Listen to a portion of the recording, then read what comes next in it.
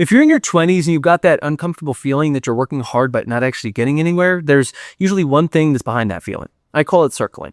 It's the name they use when planes can't land. Maybe it's happened to you before. Your pilot will come on and say, y'all, we just gotta wait for a bit. The engines are running, the instruments are lit, and the pilot is working the entire time. So you're technically flying, you're just not going anywhere, and you're burning fuel to do it. Almost all the advice aimed at your 20s is about choosing correctly, picking the right career, city, or person, as though the danger is choosing wrong. And I get that. But everyone I know who chose wrong in their 20s is actually fine now. They took the bad job, they moved to the wrong place, and they probably dated someone they shouldn't have. But most of them fixed it by their 30s, and now those terrible decisions are some of their best stories. The ones who lost a decade are the ones who never chose anything at all. I've been documenting my life for the last 10 years. And when I go back and read my 20s, what I see is a man circling for years without ever once realizing it. So in this video, I'm breaking down the 5 forms of circling. It's basically 5 specific ways to lose a decade without making a single bad decision. And for each one, you'll get the mechanism, what it looks like from the inside, and also the way out. But stick around for the 5th one, because I saved the best for last, of course, since that's the reason some people who are able to fix their 20s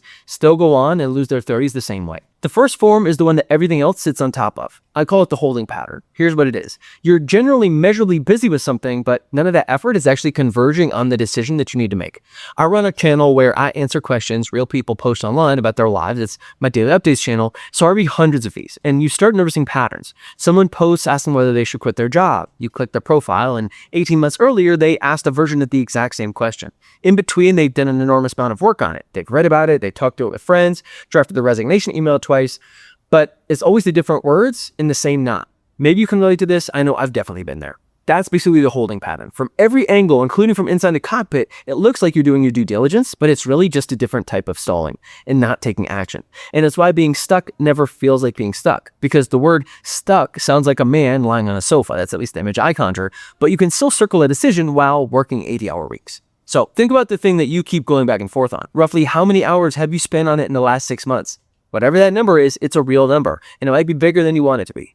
And then think about what decisions did you actually close. And these are big decisions. I'm not talking about going to the store. The gap between those two numbers is the entire problem, because busy proves nothing. Closed decisions on big ideas are the only ones that count. So that first one is kind of a motion that never lands, where the second is closer to the opposite, where nothing is ever bad enough to actually make you move at all. I call it the tolerable trap, and there's real research underneath this one that I think about constantly.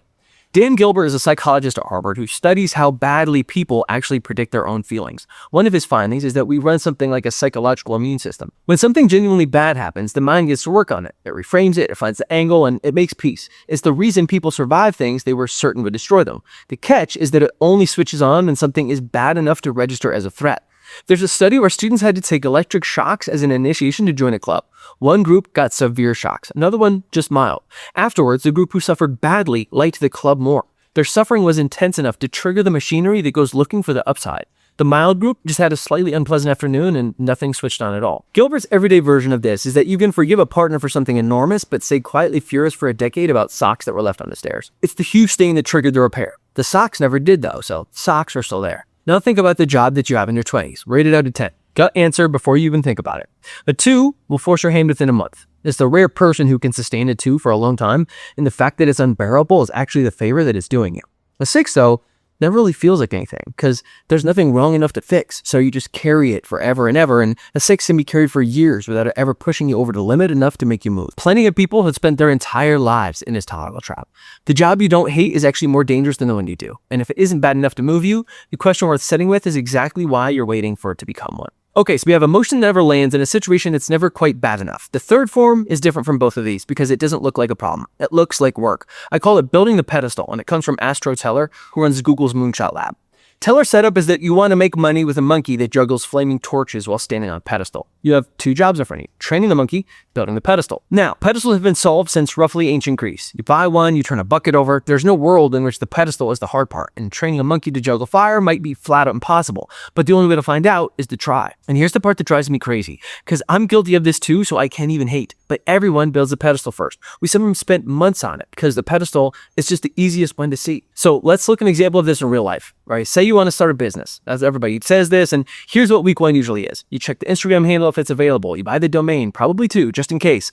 Then you look into whether you should get an LLC. You start on a logo. You go back and forth on it for 4 days, and you write a positioning document and make a spreadsheet. But every single one of those is a pedestal. You could do all of it in a weekend, and you'd know exactly as much about whether the business works as you did on Monday. The monkey in this example is the one person you've never met paying you money for the thing, because that answers the whole question. If you get that validation, then the rest you can build on top of. I feel this one because this is my story, and it cost me 10 years. I spent my 20s trying to be a rapper, and I worked hard the entire time, really hard, every day, and I got genuinely, measurably better across 10 years. But getting better was my pedestal. It was improvable, it was visible, and it was available anytime I wanted to feel productive. But getting anybody to actually listen to the music was the monkey. And the monkey frightened me, so I told myself I'd handle that part once the work deserved it. But the work never deserved it, because that's not how the thing is decided. There's always another notch. You can always be better. So name the one part of your thing that could kill the whole project, and ask yourself, when is the last time you actually worked on that part? If you can push that one big domino down, I promise it'll move all the others. The pedestal is at least something that you're doing. The fourth form is where nothing happens at all, and it's both the most common and the hardest to see from the inside. I call it waiting on a ghost. People submit their questions to me, so I read hundreds of these every week, and here's what you notice after a while. You look at how they're phrased. Is it okay if I take 6 months off? Would it be normal to feel this way about my job? Am I crazy to move to another country? None of those are technically questions. Every one of those people had actually decided weeks ago what they're looking for is permission. And again, I'm guilty as charged. Half the time I ask for anything, yes, I'm gathering information, but I'm also shopping around for a yes, so I don't feel completely crazy. The reason it usually costs years is that you're often waiting on one specific person, and that person usually has no idea. So name them. One person out loud. Whose validation are you seeking? Is it your mom? Is it your grandma? Is it your grandpa? Is it your dad? Because when we actually do that, it's usually pretty clear that we aren't worried about what everyone is going to think. We don't have this general fear about what everyone thinks. We're worried about what one person thinks. And that one person is fairly often somebody who's dead, which is where the name comes from, and of which is actually more common than you'd expect. So once you've narrowed down whose opinion you're living your life by, there's only one question left. Is that person's opinion with a decade in your life? Because crazy only seems crazy until it works. Okay, so those 4 types of indecision cost you a stretch of time. But the 5th is different because it's the one that comes back. And that's why I saved it for last. I call it the retake. Annie Duke writes about the mechanism in her book called Quit. She calls it escalating commitment. When something isn't working, people often don't reduce their investment in it, they increase it. Because backing out would mean that the earlier investment was a mistake. This is also, you can think about this like some cost fallacy. Annie has case after case of people pouring in more at exactly the moment the evidence told them to stop.